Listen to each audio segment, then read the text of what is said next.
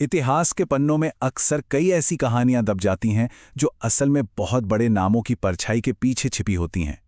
आज के इस खास विश्लेषण में हम एक ऐसे ही महान और अनसुने क्रांतिकारी के सफर को गहराई से समझने वाले हैं। ये कहानी है शिवराम हरी राजगुरु की। सच कहा जाए तो इनके बिना भारतीय स्वतंत्रता संग्राम का एक बहुत ही महत्वपूर्ण अध्याय बिल्कुल अधूरा है। तो चलिए बिना देर किए इस विषय की गहराई में चलते हैं और इस महानायक की यात्रा को करीब से समझते हैं। जरा इन शब्दों पर गौर कीजिए। मार्च 1931 में पंजाब के गवर्नर को लिखे गए उस आखिरी पत्र के ये शब्द हैं। हम दावा करते हैं कि हमारे साथ युद्ध बंदियों की तरह व्यवहार किया जाए। हम फांसी पर लटकाए जाने के बजाय गोली मारे जाने की मांग करते हैं। ये कोई मामूली वाक्य नहीं है। ये उस अदम्य साहस और ब्रिटिश साम्राज्य के सामने कभी न झुकने वाले दृढ़ संकल्प की गवाही है जो राजगुरु भगत सिंह और सुखदेव के भीतर अपनी आखिरी सांस तक कायम था। और यहीं से एक बेहद दिलचस्प सवाल खड़ा होता है। 1928 में जब ब्रिटिश साम्राज्य की नींव पूरी तरह हिल गई थी, तो वो पहली गोली आखिर चलाई किसने थी? सैंडर्स हत्याकांड का नाम आते ही सबसे पहले भगत सिंह याद आते हैं ना? लेकिन सच्चाई तो ये है कि उस ऐतिहासिक घटना की शुरुआत करने वाले, वो पहली और अचूक गोली चलाने वाले इंसान कोई और नहीं बल्कि शिवराम हरी राजगुरु ही थे। तो चलिए सबसे पहले भाग की ओर बढ़ते हैं, एक अनसुना क्रांतिकारी। इनका सफर वाकई हैरान करने वाला है। जरा सोचिए, 1908 में पुणे के पास खेड़ नाम के एक छोटे से गांव में इनका जन्म हुआ।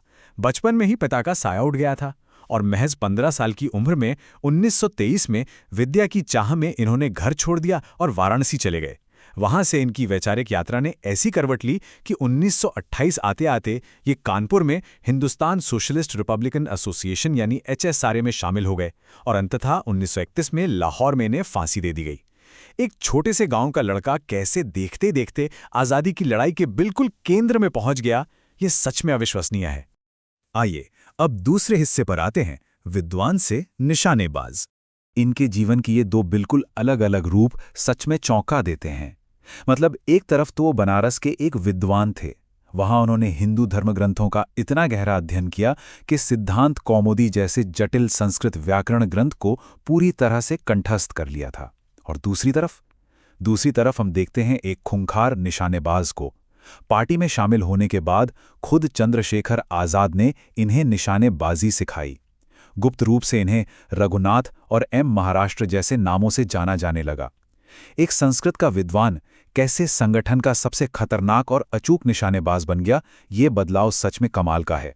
इनका मिजाज कितना बेबाक था, ये भगत सिंह के साथ उनके एक मशहूर मजाक से समझ आता है।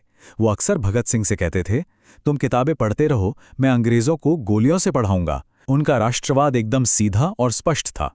जहां उनके बाकी साथी समाजवादी विचारधाराओं का गहरा अध्ययन कर रहे थे, वहीं राजगुरु वीर शिवाजी और महाराणा प्रताप जैसे योद्धाओं से प्रेरित थे।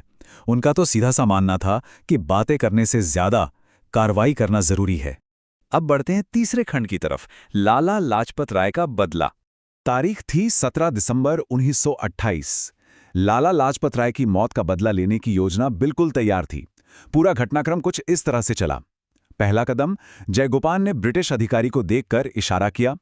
दूसरा कदम, पलक झपकते ही बिना एक सेकंड गवाए राजगुरु ने अपनी बंदूक से वो पहली सटीक गोली दाग दी जो सीधे जॉन पी सैंडर्स को जा लगी।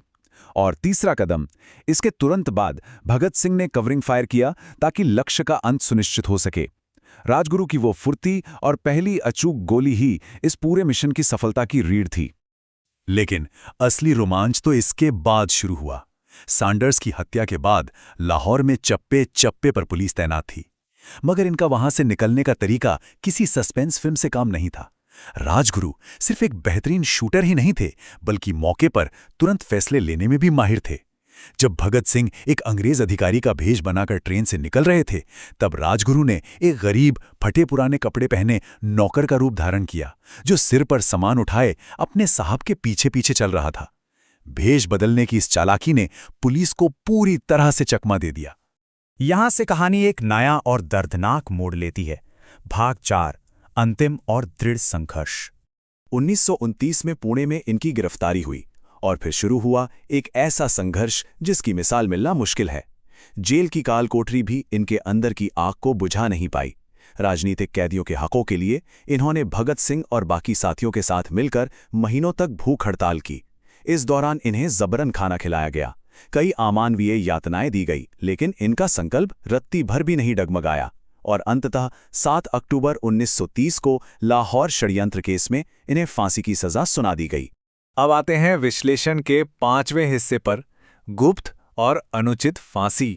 उस वक्त की बेचैनी और जनता के गुस्से का अंदाजा लगाना भी मुश्किल है। 23 मार्च की सुबह थी।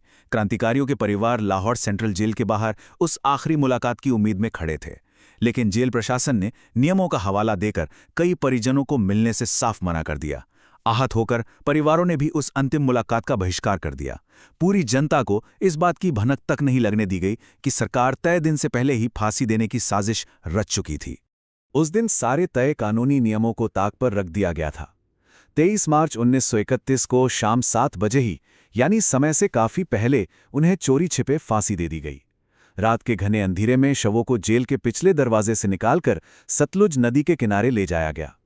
रात 11:45 पर बड़ी ही अफरा तफरी में अंतिम संस्कार किया गया और सुबह 4 बजे तक राख को नदी के पानी में बहा दिया गया। यह जल्दबाजी और खौफनाक गोपनीयता ही आगे चलकर एक बहुत बड़े विवाद का कारण बनी। उस रात असल में क्या हुआ, इसे लेकर 2 बिल्कुल अलग-अलग कहानियां सामने आईं। एक तरफ वो गंभीर दावे थे जो जनता और वहां मौजूद पुजारियों ने कांग्रेस इंक्वायरी कमेटी के सामने रखे। उनका कहना था कि शवों को बेदर्दी से टुकड़ों में काटा गया, तीनों को एक ही चिता पर मिट्टी का तेल डालकर जलाया गया और अंतिम रस्मों के लिए बिल्कुल समय नहीं दिया गया। दूसरी ओर सरकार का आधिकारिक बयान था। सरकार ने बचाव में कहा कि शव पूरी तरह साबुत थे, पर्याप्त लकड़ी का इस्तेमाल हुआ था और पुजारियों ने सारे रीति रिवाजों का ठीक से पालन किया था। जैसे ही ये खबर फैली कि अंतिम संस्कार में नियमों और सम्मान का पालन नहीं हुआ है, तो पूरे देश में मानो उबाल आ गया। हर तरफ विरोध प्रदर्शन भड़क उठे। हजारों लोग उस जगह पहुंचे और उन्होंने राख, जले अवशेष, या तक कि खून से सने पत्थरों को भी बड़ी सहेज कर इकट्ठा किया। यह निशानियां दूर दूर तक ले जाई गईं, जो साफ दिखाता है कि देशवासियों के दिलों में अपने नायकों के लिए कितना असीम प्यार और सम्मान था। और अब हम पहुंच गए हैं अपने अंतिम खंड पर, एक शाश्वत विरासत। देश ने अपने इस महानायक को अमर करने में कोई कसर नहीं छोड़ी। जो राख इकट्ठा की गई थी, उसे बेहद सम्मान के साथ गोमती नदी में विसर्जित किया गया। उनके उस सर्वोच्च बलिदान को हमेशा याद रखने के लिए उनके जन्म स्थान खेड़ का नाम बदलकर ही राजगुरु नगर रख दिया गया। और तो और 2013 में भारत सरकार ने उनके सम्मान में एक स्मारक डाक टिकट भी जारी किया। आज राजगुरु सिर्फ एक नाम नहीं है, बल्कि मातृभूमि के लिए किए गए बलिदान का एक अमर और शाश्वत प्रतीक हैं। जाते जाते यह विश्लेषण हमें एक बहुत ही गहरे सवाल के साथ छोड़ जाता है। एक राष्ट्र को अपने शहीदों का सच्चा सम्मान आखिर कैसे करना चाहिए? क्या सिर्फ उनकी मूर्तियां बनाकर उन्हें पूज लेना काफी है, या फिर उनके असली संघर्षों, उनकी बेबाक विचारधारा और उनके उस अद्वितीय बलिदान को गहराई से समझना और अपनाना चाहिए? शिवराम हरि राजगुरु की कहानी कोई साधारण शहादत की कहानी नहीं है। यह उस अदम्य साहस का अध्याय है जो हमेशा इतिहास के पन्नों में और हमारे जहन में गूंजता रहेगा। आज के इस विश्लेषण में साथ जुड़ने के लिए बहुत बहुत धन्यवाद। उम्मीद है कि इस अनसुने नायक के जीवन के कई अनदेखे पहलू आज पूरी तरह स्पष्ट हुए होंगे।